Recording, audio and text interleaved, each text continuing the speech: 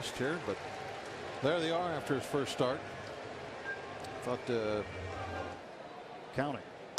Cozart, chopper to Pedro. He'll go to second for one. Walker the turn, double play.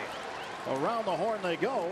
If the question was about hitting somebody, well then yeah, there's a kind of a little question mark in my mind. What's he going to do now? The guy's at first. Well, that was answered.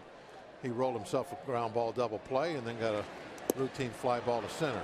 He strikes out Brandon Phillips here for his first strikeout of the game. And that's one of those good curveballs that we saw in his first start.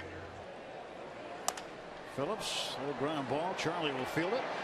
Goes on at first. Nice pick by Gabby. And that does it for the Reds in the fourth. They get a hit.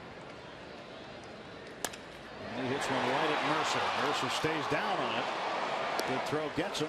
He caught the ball. Didn't have to move it much. Uh-oh. He gets the strikeout. Charlie does, but Cozart gets the base. Clint Hurdle comes out to get him after he allows the base runner. Charlie Morton, 5 1/3 innings tonight. Leaves with a 3-0 lead. Tony Watson coming on for the Bucks.